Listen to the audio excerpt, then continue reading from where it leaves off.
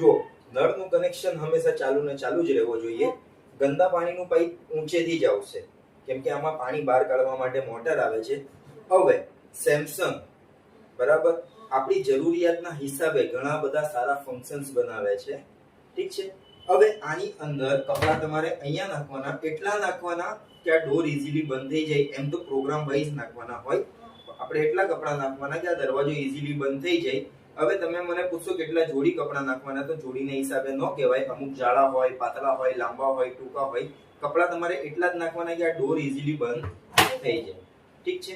હવે કપડા નાખી દીધા. કપડાના હિસાબે ડિટર્જન્ટ તમારે અહીંયા ફર્સ્ટ ખાનામાં નાખવાનું છે. હવે તમારે આ દબાઈને તમે એને બહાર કાઢી શકો છો. બરાબર. હવે જુઓ ડિટર્જન્ટ તમારે નાખી દીધું. બરાબર.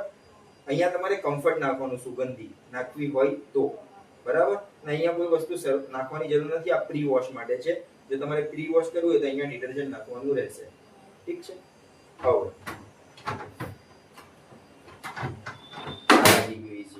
હવે જો કપડા નાખી દીધા. કપડાના હિસાબે ડિટર્જન્ટ આ પહેલા ખાનામાં નાખી દીધું, બંધ કર્યું. હવે તમે અહીંયાથી મશીન ચાલુ કરશો. મશીન ચાલુ કર્યા પછી કયા ટાઈપના કપડા ધોવા છે તેમ તમે અહીંયાથી પ્રોગ્રામ સિલેક્ટ કરશો. હું બધા તમને પ્રોગ્રામ સમજાવી દઉં છું. જે બી તમે પ્રોગ્રામ સિલેક્ટ કરશો, સ્ટાર્ટનો ટચ આ છે. બરાબર. હવે પહેલું પ્રોગ્રામ છે તમારું કોટન. આમાં તમારા કોટનના કપડા ધોવાશે.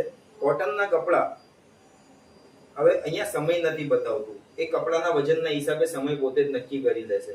લગભગ 1 કલાકની આસપાસ તમારો સમય લેશે. ઠીક છે. હવે આ કોટન થઈ ગયું ને મિક્સ કપડા. હવે સિન્થેટિક્સ કપડા, જો ખાલી તમારે સાડીઓ ધોવી હોય ને તે તમારે આમાં ધોઈ લેવાની રહેશે. ઠીક છે. વૂલ, શરદીના ગરમ કપડા થઈ ગયા, એ તમારે આમાં ધોઈ લેવાના. રિન્સ અને સ્પિન, જો તમે બહાર કપડા હાથથી ધોઈ નાખ્યા છે, બરાબર, બ્રશ મારી દીધો છે, તો રિન્સ એટલે ડોળ કાઢવા માટે, એટલે સાદા પાણીમાં વિછળવા માટે, અને સ્પિન એટલે કોરા કરવા માટે. ખાલી સ્પિન, ખાલી કોરા કરવા માટે. બરાબર.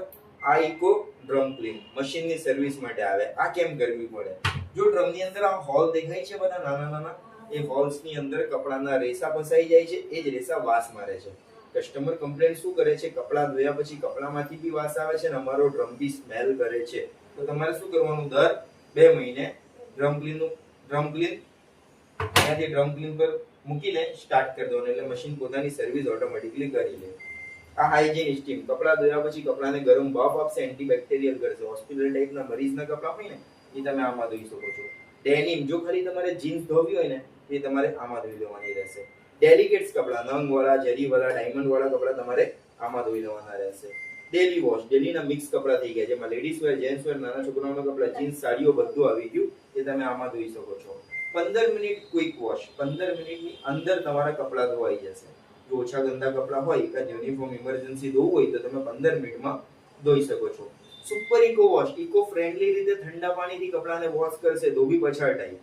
ઠીક છે. બાકી પાછા આવી ગયા આપણે કોટન પર. હવે અહીંયા બધા પ્રોગ્રામ વાઇઝ પાણીની ગરમી અલગ અલગ છે. આ સ્પિનની સ્પીડ, જે કોરા થવાની સ્પીડ છે ને, એ આરપીએમ અલગ અલગ છે. બરાબર. હવે જુઓ, તમારે મેન્યુઅલી અહીંયાથી ટેમ્પરેચર સેટ કરવું હોય તો તમે અહીંયાથી કરી શકો છો. કોટનની અંદર 40 ડિગ્રી ગરમ પાણીથી કપડા ધોવાય છે. તમારી ઈચ્છા છે કે તમારે એને 60, 90 ફૂલ ગરમ પાણીમાં ધોવા છે તો એ તમે કરી શકો છો. આ ઠંડુ પાણી, બરાબર, એ કરવું હોય તો. સ્પિનની સ્પીડ તમે અહીંયાથી ઓછી વધતી કરી શકો છો, કરવી હોય તો. ને મશીનની લાઈફ માટે સૌથી બેસ્ટ સ્પીડ છે 800. બરાબર. હવે જો આમાં એક્સ્ટ્રાના ઓપ્શન છે. એક્સ્ટ્રાના ઓપ્શનમાં ઇન્ટેન્સિવ વોશ, જો બહુ વધારે ગંદા કપડા હોય તો આ તમારે યુઝ કરી લેવાનું. ઠીક છે. આ છે એક્સ્ટ્રા સ્પિન, વધારે પડતા કપડાને કોરા કરવા માટે. આ છે એક્સ્ટ્રા રિન્સ, એક વખત વધારે ડોળ કાઢવા માટે, સાદા પાણીમાં વિછળવા માટે. બરાબર.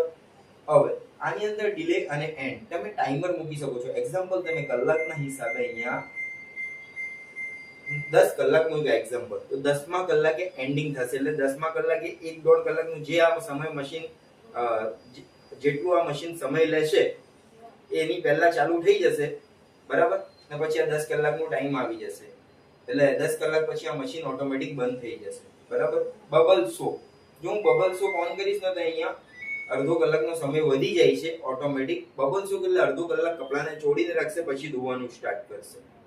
ઠીક છે.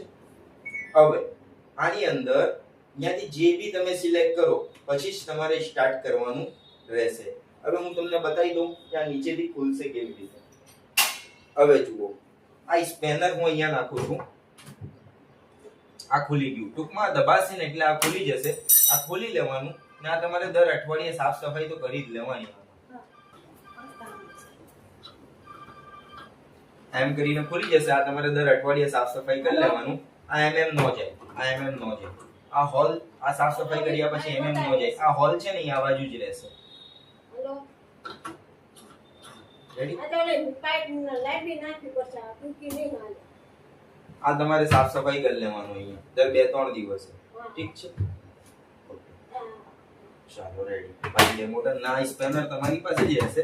આ સ્પેનર નું બીજું કામ છે, આ જો ડગ હોય ને તો અહીંયાથી તમે લેગ સેટિંગ કરી શકો. બરાબર? રેડી? આ ડગ હોય તો લેગ સેટિંગ તમે કરી શકો છો.